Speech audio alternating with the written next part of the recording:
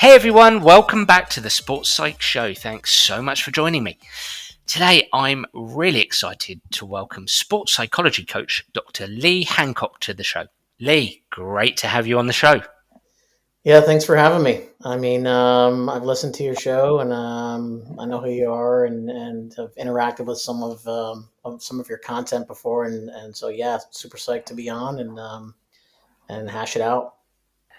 Read some of my rambles, listened to some of my rambles. Well, you know what it is. I'm always like, I'm waiting for anti-social media to come up because that would be perfect for me. But I always am so impressed and I don't know, enamored, I suppose, by people that are willing to put themselves out there and then able to write like that on a consistent basis. And you and other folks, and I read it, and I'm like, God, that's so good. And I'm like, I'm not quite sure I could say that. So it's cool. It keeps me occupied on my feeds. What it is, Liz, it's a sad propensity to overthink this stuff. Think about it far too much, Hmm. 24/7. I need to probably practice what I preach and take a break now and again. A bit of rest and recuperation wouldn't go amiss. Listen, we always start on this show by having guests introduce themselves to the Sports Psych Show audience. I know many people out there will know who you are, but why don't you reacquaint yourself with them? Yeah. So, yeah, my name's Lee Hancock. I'm a sports psychology coach in the States. I live in Redondo Beach, California. It's not terrible.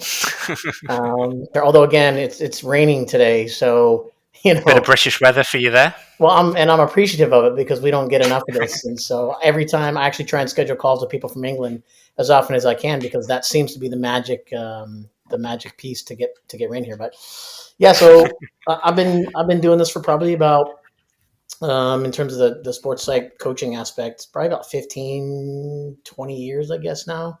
Hmm. I'm also a professor at Cal State Dominguez Hills, and I've been here for about, again, 15, 17 years, I guess. I don't even know. I teach sports psych. I teach an ethics class. I teach a pedagogy class because that's really my background. I got my sports psych degree from Arizona State University with a couple people, Darren Treasure and Jenny Etnier, a couple of folks who I just am so indebted to. And then kind of moved into really kind of pedagogy and kinesiology. And so I have that unique background of creating content, but also being able to deliver, things with athletes and coaches and parents. And what I found myself gravitating to was soccer and that aspect of my business. And so I've worked with, and because I've coached and I played, on a very low level, but in college and a little bit afterwards, but just so passionate about it. And I always wanted to contribute to friends who were going to have a better background than I did in terms of playing. It's like, well, how can I be an effective colleague? And so that's really why I continued to go to school. And so I worked with a lot of, professional athletes in soccer and other sports and teams here in the U.S. and on the professional level and youth and again creating content to really help athletes have a successful, in quotation marks because you can't see me, sport experience, and then help coaches create that environment and parents as well. And so done that. I've been to the Olympics with a different sport, beach volleyball, which is really interesting. And I live close to the beach and a lot of the best teams in the world train here. And so got involved with that a while back. And so just kind of really a diverse mix of consulting experiences and really just so thankful for some of the people that I've been around and been able to pick up, tricks and trinkets and how to make me an effective mental performance coach and help create that environment. And so that's kind of my background. I'm a dad. I've got three sons, and they play sports, and so I try to be an effective human being in that regard, which is very difficult because emotions play in that. And I think that's part of why I write books, which is one of the things we'll talk about today, is to hold me accountable. Because I figure if I write something, I can't be a complete lunatic because that would be really bad. Yeah, so that's me. So you can take that wherever you want, but yeah, that's me. Well, there's a lot to unpack there. I mean, let's start with where you live. As you said, it sounds like paradise, Redondo Beach, California. But it turns out, isn't that quite a hotbed of sports psychology? There's Yeah. been quite a few prominent sports psychs who live in the area or have lived in the area. Yeah, so we've got some folks here, Mike Gervais, who some of your listeners will Yep. be familiar with, but even if Yeah, he's been on the show. Yep. he's just a great guy and has just some cool background. We've hung out a few times and connect whenever we can. He's super busy, and so he's about 10 streets this way, and I point to the south. And then a guy named Ken Ravizza, who was just a tremendous human being. He was really the father of like self-awareness stuff. That was a big thing with him, and passed away untimely about 2-3 years ago. I worked with the Cubs when they won their national or their World Series, and worked with all kinds of professional football teams, and just a great human being. And he and I would go for walks here, and yeah. So Dan, there's some room here for you. You know what I mean? I mean, we talk to be in a quartet. So I mean, if you want to, you want to come hang here a little bit, be happy to have you. But yeah, just it's a great place to live and raise kids, and some cool people here. So yeah. One thing's for sure, I think there's probably a better beach in Redondo Beach, California, than there is here in the west of England. I love England and I love the west of England, but the beaches here aren't quite what you've got there in California, that's for sure. Yeah, that's fair. That's fair.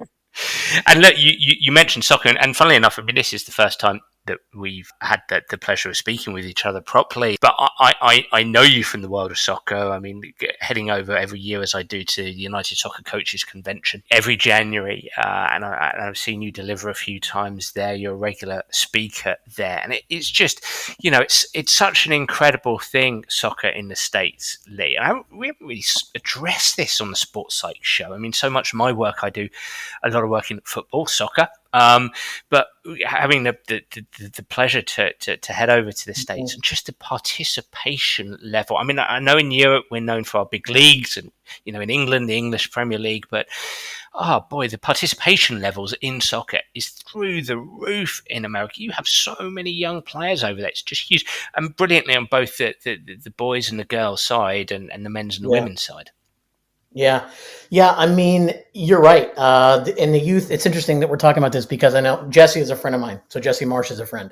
And we can get into that in a little bit because I think that would be an interesting discussion. But yeah, there's a lot of youth participation here. And part of it is because it's such an easy and seemingly low cost sport to play when you first start out, and it's like you need a ball and then you can just kind of knock it around a little bit.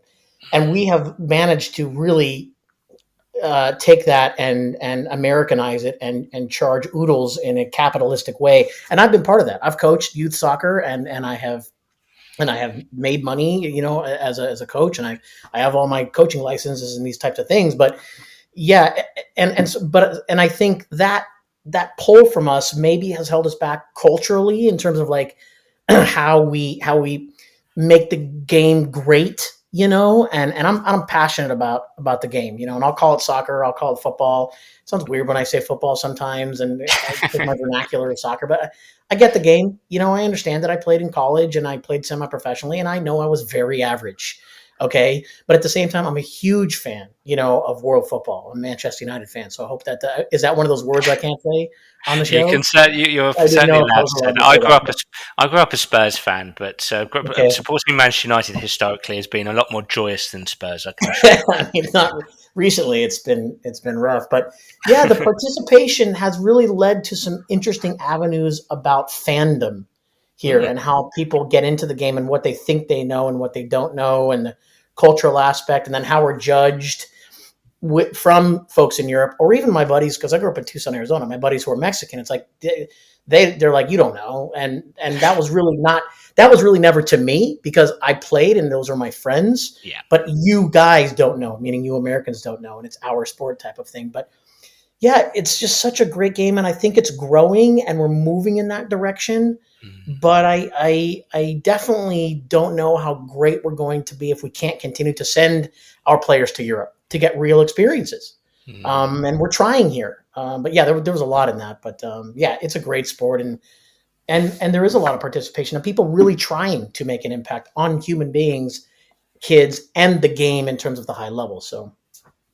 And I really, really don't want to take us away from our main topic today, which is going to be talking about your excellent new book, Talent Zones. But I couldn't help but hear what you said about knowing Jesse Marsh, and I'll certainly respect friendship, privacy, and confidentiality here. But I think for me, I'm quite excited about Jesse being involved in the Premier League. I mean, he's had a pretty good start, and I actually wrote a piece on him, a short piece on LinkedIn, a short post as I tend to do on a daily basis, and just I think so many of his ideas are really exciting, and I know how passionate he is about the mental side, but I also just think there's some real subtle things that he does related to the tactical side of the game that actually lends itself towards great psychology. I wrote the other day about how his notion of sort of pressing aggressively and playing aggressively, sort of almost, using aggression in the right way here, not fouling and getting yourself sent off, but playing front foot football, front foot soccer,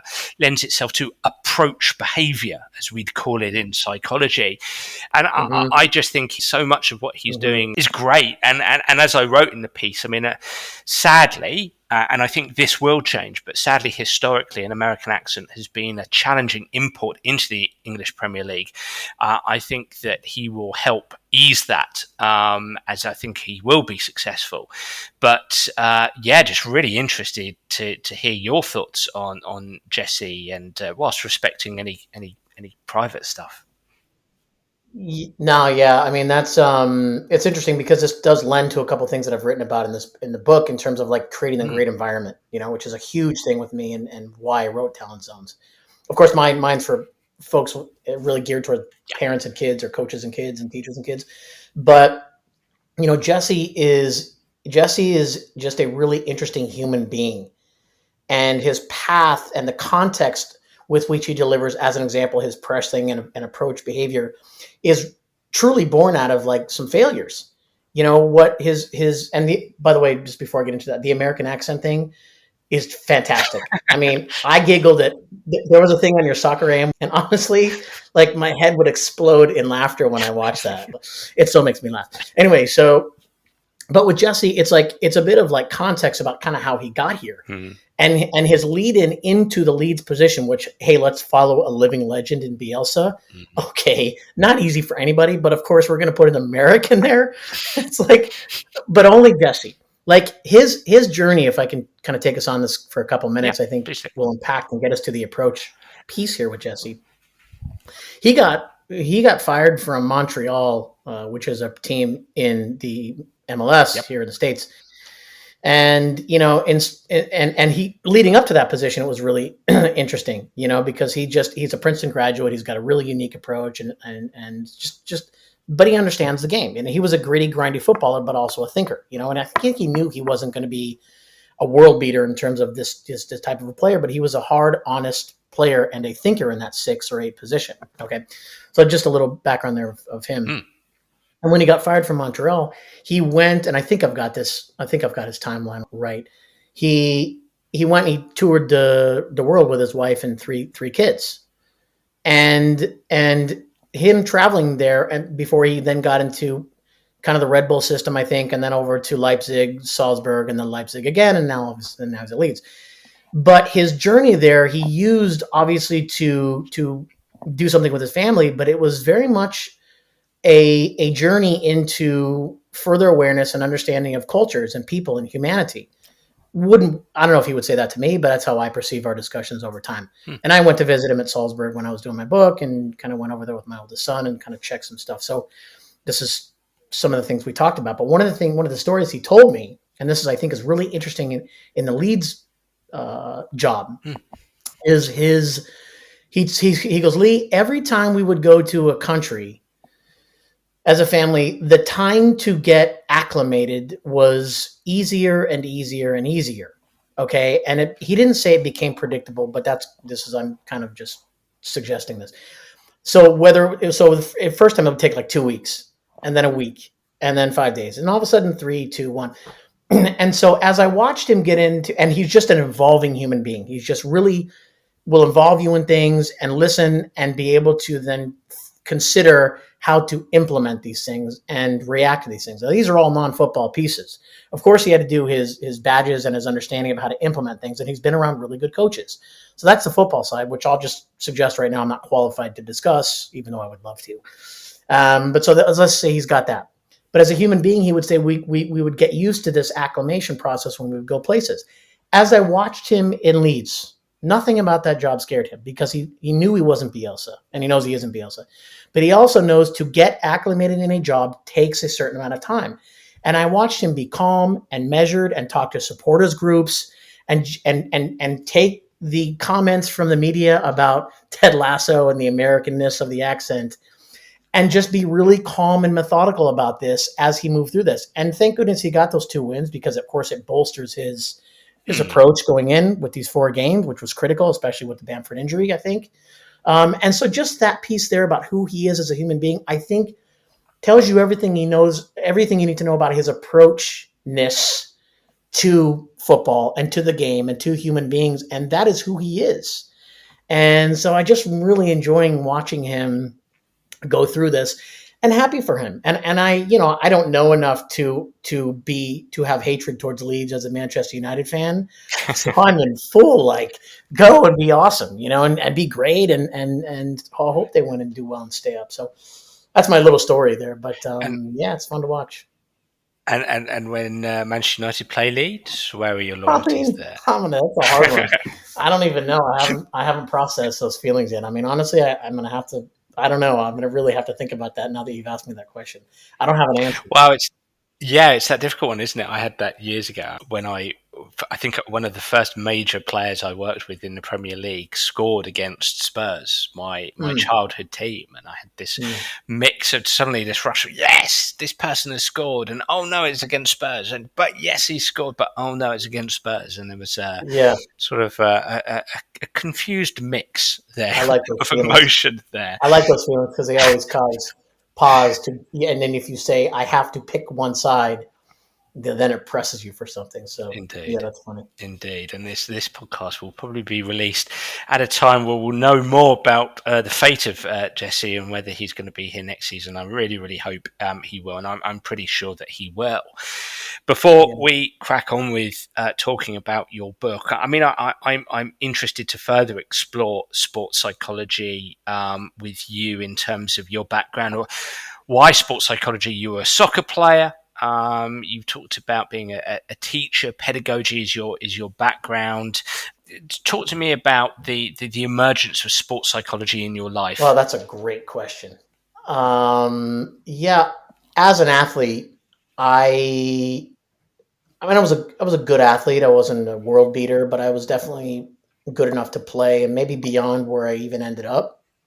And I think part of that process for me in getting into sports psychology was exploring my own inefficiencies and ineffectiveness as an athlete. And so it was definitely born as I started to go to graduate school. I was answering some of my own questions about me as a human being.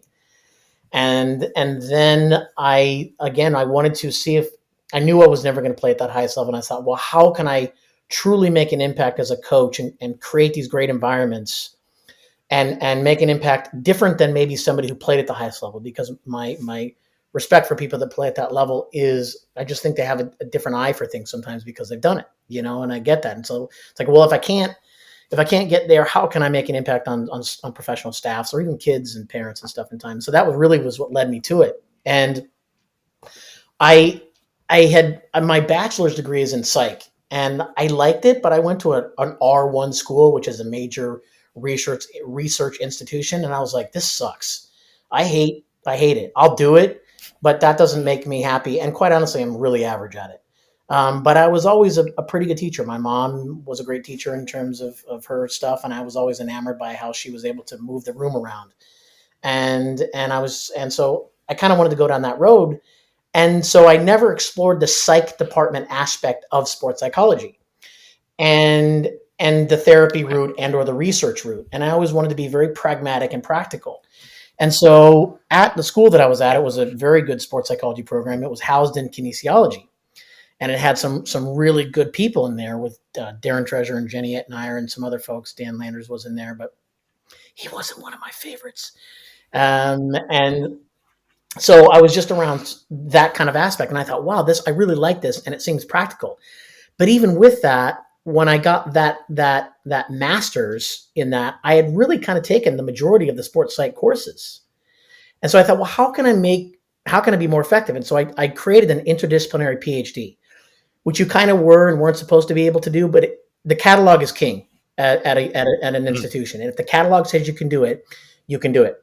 And so I piecemealed these pedagogy classes and family studies classes and therapy classes and all of these things that provided me an opportunity to create curriculum and content and be an effective uh, leader of human beings, but not a therapist. Made me a better listener, made me better at kind of what I was doing. And so that's the road that I went down. And I think I created a pretty cool background in terms of it didn't give me the blueprint on how to be a consultant, and as I think a lot of programs don't. I'm sure there are good ones out there that I'm not doing justice to, but that was my background. And thinking about it now, I would love to go back and do like a therapy piece, because I think that would just make me a better person with my people, because I always refer them, if it goes down that road, I'm not qualified. I go, I've got some people that can treat you as a therapist. And I always just, with the emergence of mental health and the focus on it, I wish I could do a better job of that. And so that's my own inadequacies, I suppose, or my own things that I think I wish I could do that better. But yeah, that was my background and really what led me into sports psych. And I've been able to create some pretty cool programs for sport groups and entire curricula for, as an example, schools. I put together something for the Galaxy a long time ago for U.S. soccer and coach education. And yeah, so that's my background. And again, part of it was just a really selfish look at God. Why I need to be better? Why can't I handle the pressure? Why am I not motivated? And yeah, so that was the mix. I think it's really interesting, and a lot of what you've said there resonates with me. I mean, I'm passionate as a sports psychologist, and maybe because I come from a background of playing and then coaching. I come from a coaching background, and then did all my psychology qualifications here in the UK whilst coaching. I come at sports psychology from a very pragmatic perspective, and I probably have the same relationship with research as you do.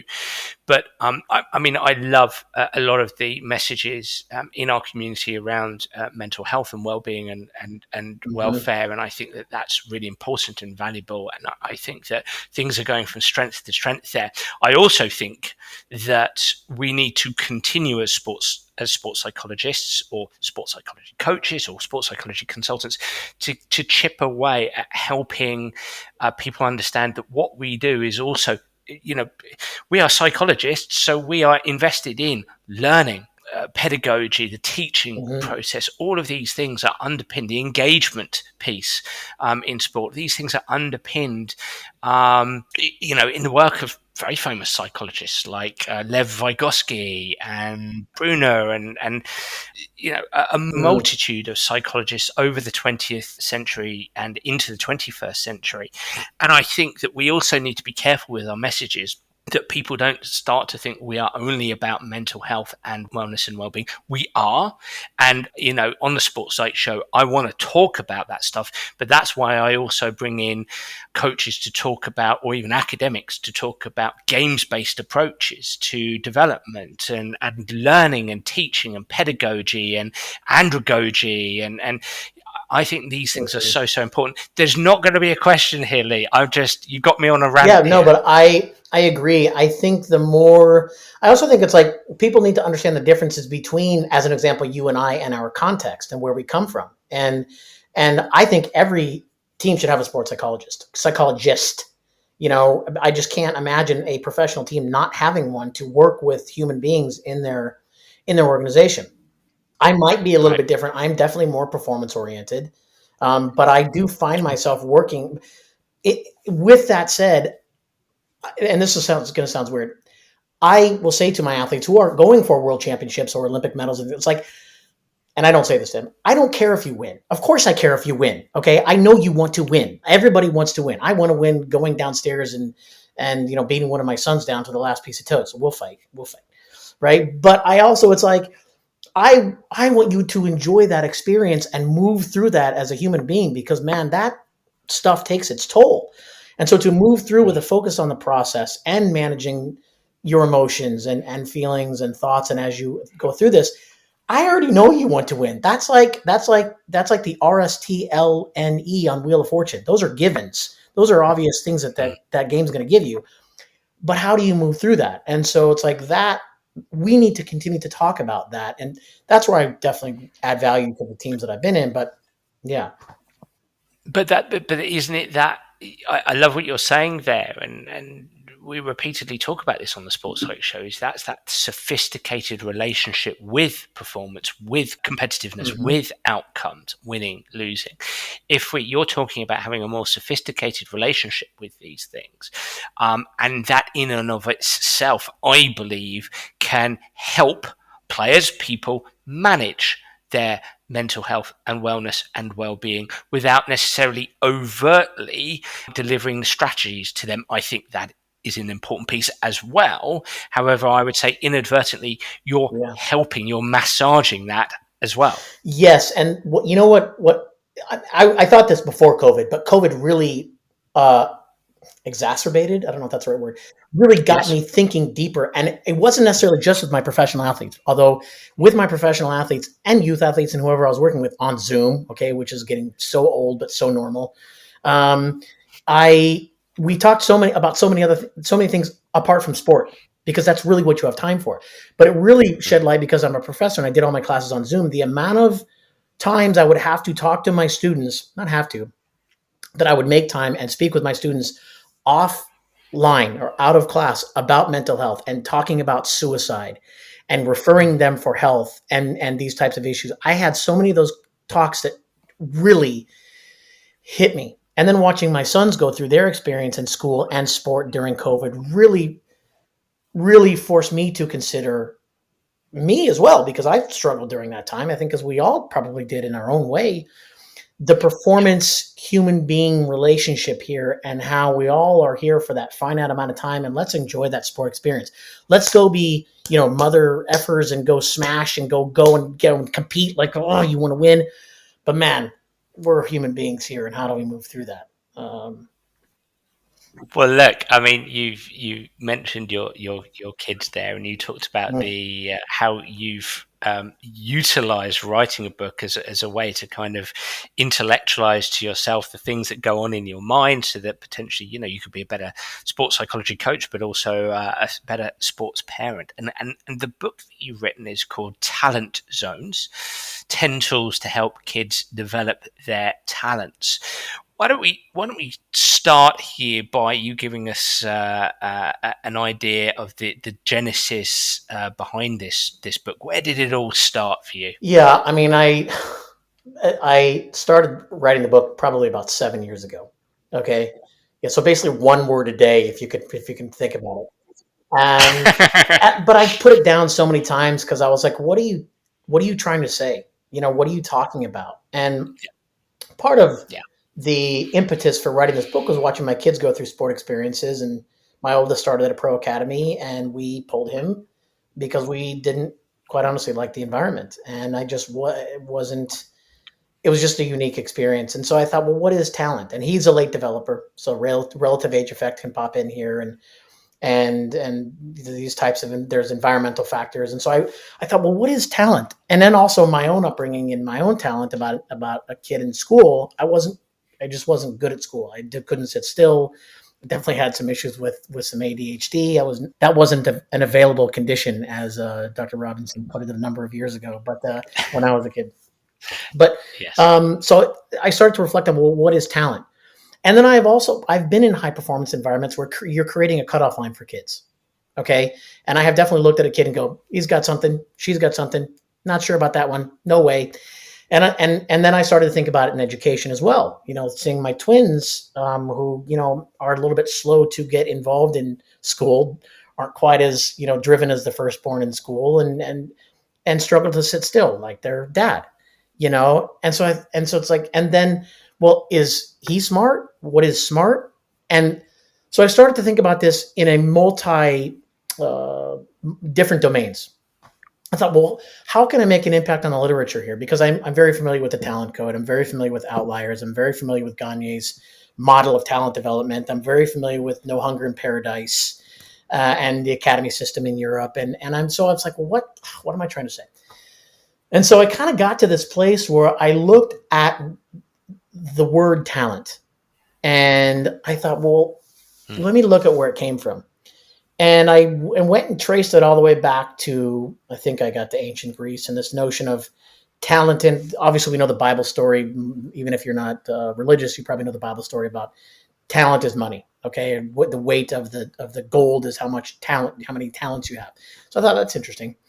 But then we got down to this place. The word was like talenton and pharaoh, and it was an ancient Greek word where the root definition was the will and desire and the inclination. And I thought, wow, every kid's will and desire and inclination is waiting to come out. And we as adults have definitely adultified that word for our environment because we do have cutoff lines. And there can only be so many kids that are gifted and talented. And I get it. Not every kid gets a trophy. I'm not stupid. I've been that guy who's created the cutoff line. But it's like, well, how can we do a better job of looking at it from a kid's perspective and what he or she is trying to say to the world? It's like, I'm 4'1" and I'm 15 and I haven't grown yet. The Jesse Lingard picture I just love, when he's a little guy and he's competing against these behemoths. And I've got my son with the same picture when he played against I think it was like Wolfsburg, and this one kid was like 15 going on 25, and my son was 15 going on 12. And so I thought, well, let's look at the perspective of talent and what it really means, and let me start there. And that's really kind of where I go, well, how can we look at it from a place where the environment is such a critical component? And how can I create a one-stop shop for a parent whose kid has just been told she's not talented? Okay. Or for a parent or a coach or a teacher who has a quote unquote talented kid at 14, and what that means for his or her development, and how can I create a place and an environment and really pragmatic approach, which is who I am as a human, and dispense advice, in a book, and really make an impact on places like schools, where only 10% are talented. Really? What about the 11th kid? Is she not also talented? And what about the kid who gets cut at 12? Because some of those kids get thrown to the wolves and will make it or not. And believe me, my first chapter is on failure because I think it's so fantastic. Failure is so good. But what if you go home and you don't have a place? What if you don't know how to deal with failure? And what if you are a club that gets the B team kids? Or you are a parent who gets the A team kid and the kid goes, I'm big time. And you go, you are big time. And all of a sudden the kid stops working. So that was the impetus, and really to look at it from a different perspective. And that's kind of how I laid this out, as kind of it's a self-help book, not a self-help, but like a help book for parents, coaches, and teachers. So that's where I went. So are you redefining talent? I mean, that's pretty audacious, but if I may, I mean, no, but I feel like, because that was where I was like, this has been done before. I mean, people know that talent is BS. That's really what I wanted to call the book.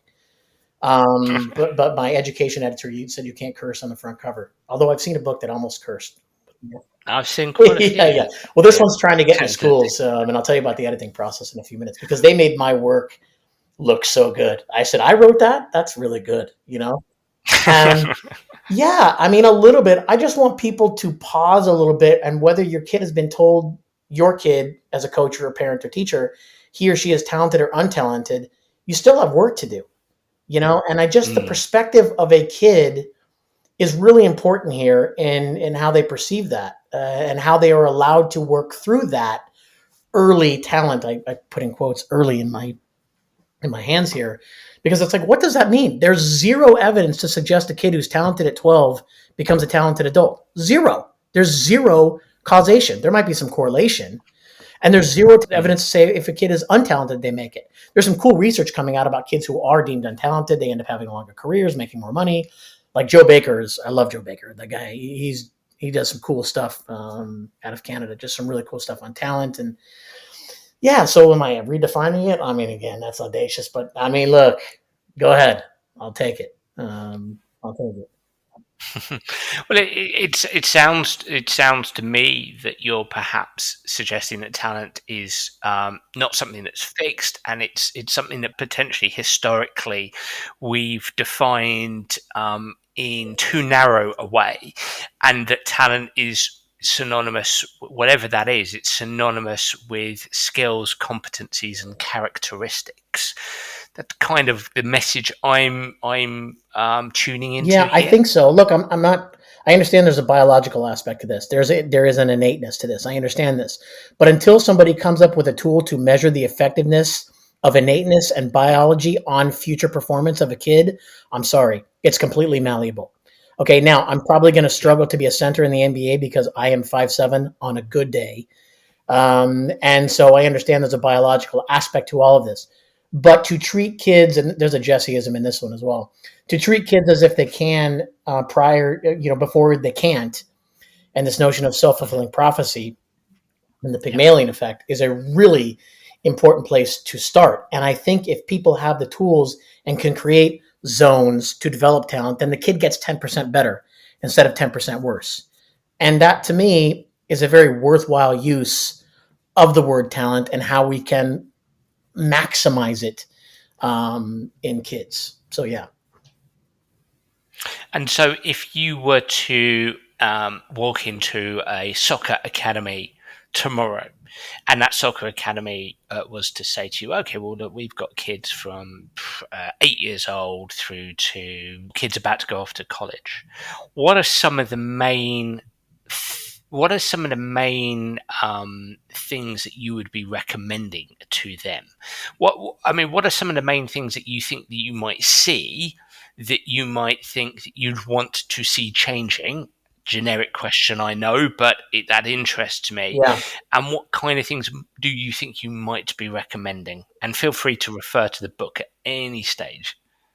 Yeah, there's a couple of things because I know that there are training sessions and trials for kids at 5 years old and 6 years old and 7 year olds, and I'm not here to tell groups how to function, Mm, okay? Because I understand you're trying to find and mine talent as early as you can in other places. I have my feeling towards that, but they exist, okay? So if they exist, then how can we help? Right? Really is where I start from. It's like, well, on what are you basing this? Okay.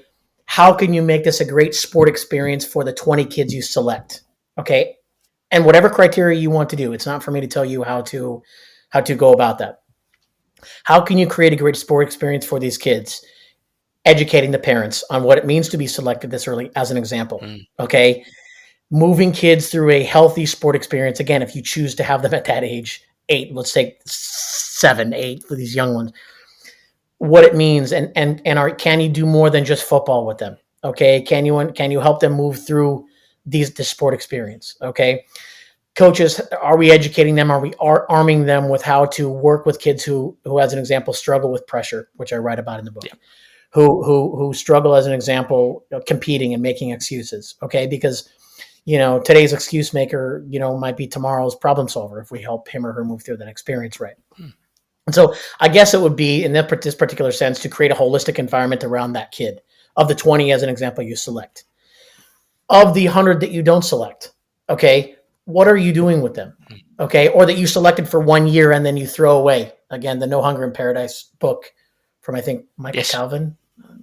Yep. Yeah, really got me thinking a lot because, again, I am from the States, so I have a sense of what it's like over there, but of course I don't know. What happens to that kid you let go at 13? Do you have a management system in place to work with those parents and those kids of the deselected as human beings? Forget about the athlete component. Yeah. Do you have a parachute to let that kid down easy over the next 2 years? You know what I mean? And how can you help that child move through his or her experiences here, not only for the human being aspect of it, but how can you help him here get back to you at 14 to prove you wrong? Okay, so are you educating parents? Are you educating the local coaches? What are you doing here to manage the 100 that got deselected? Okay, that's for the young ones.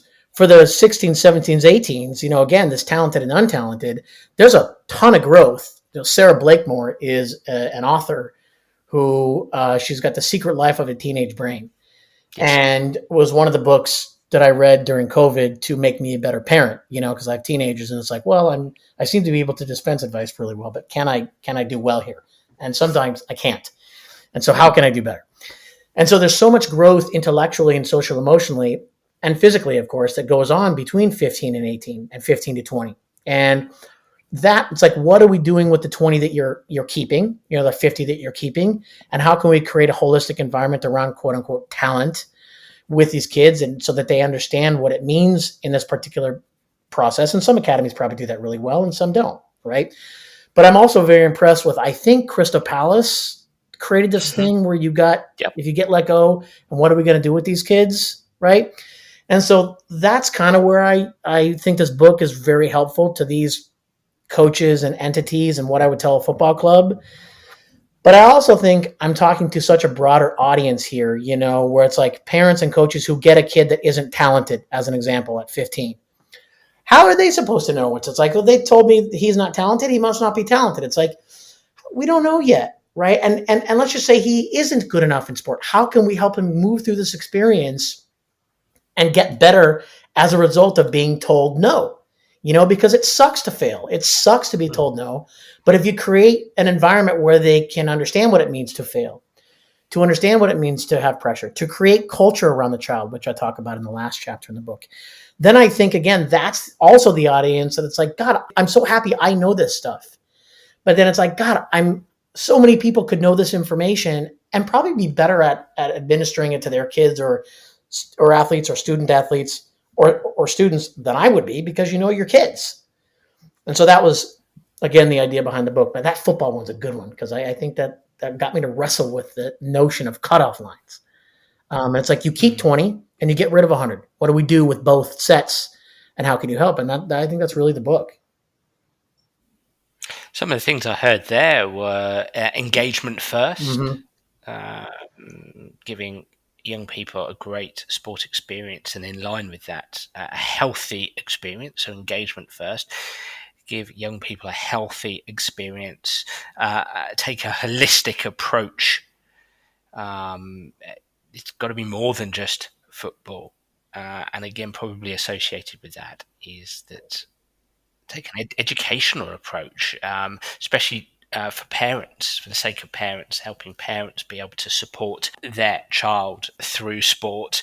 And also that educational approach being, how do we help young people deal with failure and perhaps bounce back from failure and return to us, if we're talking about academy football, soccer, academy sport, that can tend to discard of young people early and then not help them find a way back in. Those are the kind of things I'm hearing from you, Lee. I think there's a couple of things there. That last one, and then I'll go back to really circle back to our discussion about soccer in the States. I think you would get a better return on investment, if we're talking purely financial piece here, if you, as an, again, discard a 15-year-old and create a system for him to be able to perhaps get back at 17, if he's got the right environment around him at his football club when he goes to the local team, or in the parent group, and how they manage failure. Because sometimes these kids get knocked out and the parents are going, well, great, you just cost us our livelihood, you little muppet. And they're not like that, but it's kind of like that. And so I think, again, a better return on investment for that club that has invested so much money in that player. Again, if we're talking purely financial, I think it's a good thing to do. But also as a human being, it's like, we're going to turn these kids loose, and now what? It's like they're a failure at 15. Well, that's crazy, but I'm very mindful of that as a parent too, because I got 3 kids that think they want to be pros, and they're decent. Okay. And perhaps, but it's like, I want you to be a good human being. And we got the college system here. Yes, please. An education, for a little bit of a discount. Well, I'll take that. And so, it's like, that's important. And in the States, I do think that's our naiveness, but I guess it's probably you guys as well. When you've got kids, you go, these kids are fantastic. And you got every youth parent on the sideline is going, my Johnny is super special, super special. I know your Johnny's super special. Okay. But so is Tommy over here. And right, there's only 0.001 spots. So Johnny and Tommy are probably not going to make it. So calm down. And by the way, you look like you've never knocked a ball in your entire life. So truly calm down.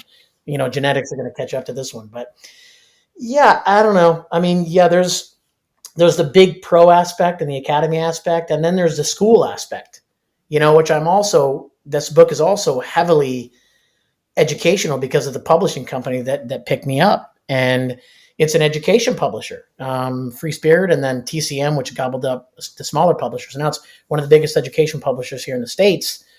And I just think kids in the classroom are discarded so quickly as smart or dumb, and put in these gifted and talented programs as an example. And it's like, well, now the haves get more and the have-nots get less in terms of expectations, curriculum, better teachers.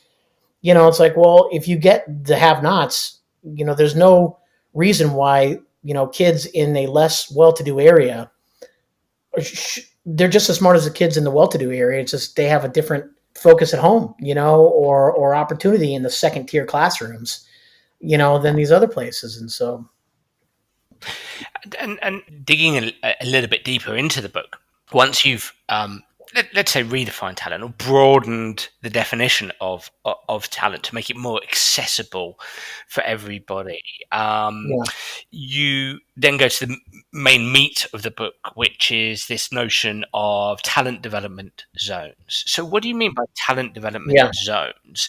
And can you take us, we'll pick a couple of them to dig a little bit deeper into, but tell us about talent development zones and what are those zones? yeah. So, I mean, really, what I steer into pretty quickly into the book is I get into the idea that the environment that surrounds the child, both at home, in the classroom, and the sport experience, is a really important piece in developing talent.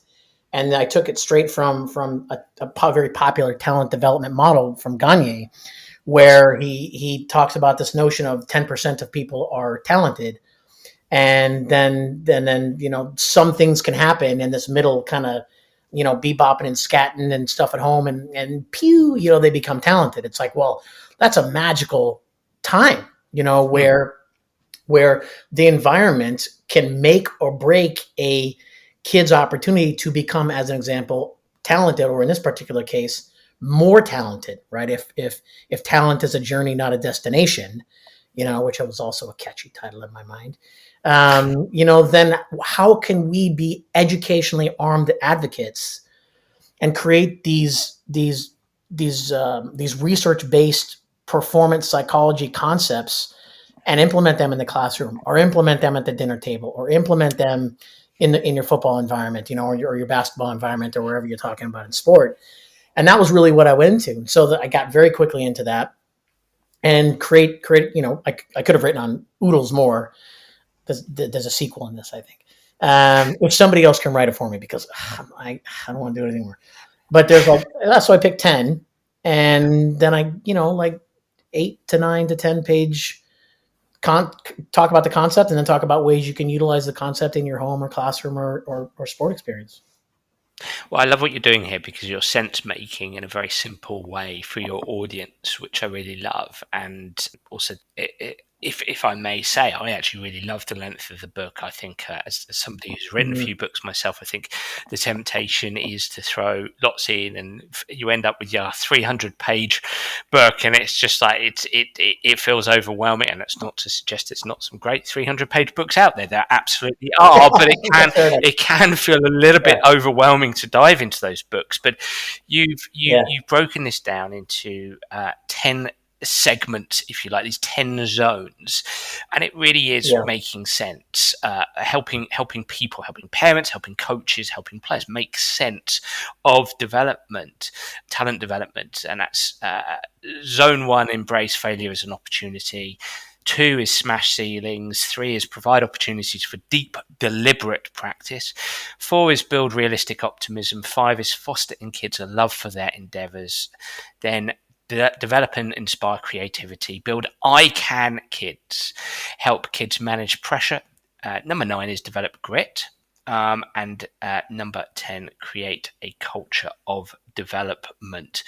Just in the last 10 or so minutes, I'd love to dig a little bit deeper into a selected few of these. So, Lee, what are your favourite couple of zones, or what do you think are the two most? They're all important, right? But which ones are the most pertinent ones? Which ones would you like to talk about now? Well, Yeah, well, thanks for saying the length of the book, because I like to write like I speak, and they made it nicer. I'm definitely very Mm, straightforward, and I get the value of good editors. I mean, when they take your work and make it, it's like they put makeup on me, and it's like, wow, I look pretty good, and so that's what they did with my writing. So I'm thankful for them for putting the notion of parsimony, which is saying less with all of your stuff, and condensing it. So that was good. But yeah, and I wanted to make an impact with these things. It's like, how can I just help you be better in a simple way? mm, The I think the first one is the biggest one. It's the manage failures. Make the most of mm, failures, because it's growth mindset stuff, which is Carol Dweck. yeah, But the thing about Carol Dweck's work is there's a theory that her growth mindset is based on, which is called achievement goal theory. yes, And that stuff was like, she was really into that work and physical education and physical activity in the mid 80s, when she came out of Champaign Urbana, which was where a lot of this research was taking place, with a guy called Nichols. And yep, so the basic aspect of this is how you perceive yourself to be successful in an achievement setting. And as I think about that with my own kids, I mean, my kids perceive themselves to be successful when they beat the hell out of somebody. Okay. They're very ego oriented. They want to win at everything. And let's just say that there may have been a few Monopoly pieces thrown across the room. And I'm not quite sure where they would have learned that from. I blame their father. Right. So it's like, how do you manage a kid who hates losing? Okay. And wants to quit and goes, this sucks. The referee sucks. Everything sucks. Teacher is terrible. Like, really? What about you? And how do we move through that process? Because, again, today's pain in the rear is tomorrow's leader. So how do we manage that big personality who can't deal with failure, as an example? And so that's kind of that first one there. And so that one was, I felt was very personal, again, because I think that was me. And I had to learn to deal with that and create coping strategies. And I think I didn't have those when I was 12 and 13 and 14. And I think that impacted me. Um, I think if I can just briefly, yes, and I couldn't agree with you more. And I think I mean, goal orientation theory is at the mhm, heart of a lot of what I do with players, and just actually Carol Dweck's work before. Which you're kind of alluding to here, before she became, I suppose, famous globally for her work mhm, and mindsets around mhm. narrative psychology, making meaning behind um, achievement and how you perceive achievement. I think that's some absolutely fantastic work that I would direct anybody towards. I think it's fascinating stuff. Yeah.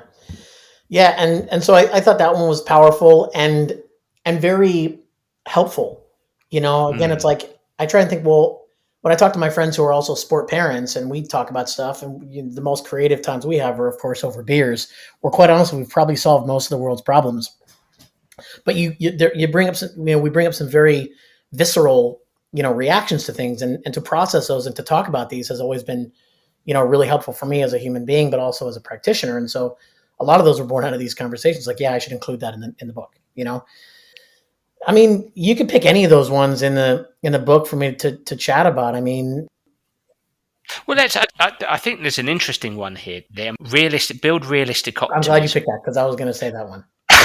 Because I think when people pick up a book like this, I think what they possibly expect, especially when we're sort of broadening and reinterpreting talent, there's an element of what they think they might face is a punch to the air. You can achieve anything, and you've got to be. It's all about being positive, and it's all about being almost like a mindless optimism, if you like.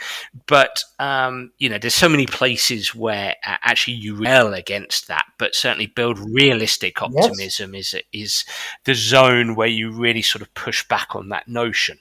Yeah, the realistic optimism one and the grit one, where I actually have a little, I think, parentheticals where I say, or when to change course a bit. And there's some really cool research on, like, when do you change? When do you go, this is enough? Yeah. Which is also developing talent and moving through it in a different way, because, today's failed soccer player is tomorrow's professional basketball player. Yes.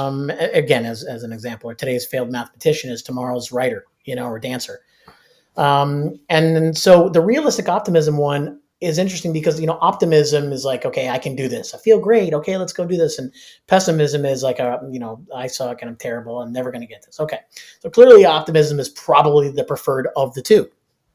But, this idea of being realistic, in, as an example, if I'm a forward and I go, I'm just going to keep shooting, it's like, fella, you may want to lift your head up and knock the ball over here to make a better choice and be realistic, because if you keep, shooting the ball, we're not going to collect points, and all of a sudden we're down the tubes, and you're not going to get promoted, or again, if we're talking professional sports. And so having those conversations with kids, while very painful, when a child goes, I want to be a professional athlete, and they go, and you go, that's fantastic. I love that you believe in yourself, but you're not in the gym. You're not out working on your whatever it is for 2 hours. You're not watching enough games. You're not looking at yourself critically and saying, well, I'm not very good at this. And so the idea of this, and I first, kind of delved into this with athletes when they would be like, no, I'm just going to keep going. It's like, well, you need to look in the mirror a little bit and change. But there's a great little picture on the internet about a sailboat. And I'm sure it's a quote. If you know it, you can tell me the person. It's like the sailor, who's sailing a boat, the pessimist will go, the wind's never going to come.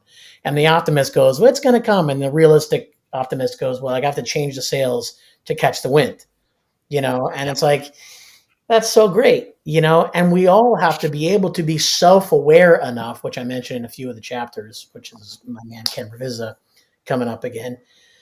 You have to be self-aware enough to go, I'm not doing very well here, and be able to look in the mirror and go, I'm going to have to change. But kids sometimes don't know how to do that. And we might want to shield them from that pain of having to look at themselves and go, I'm not good enough.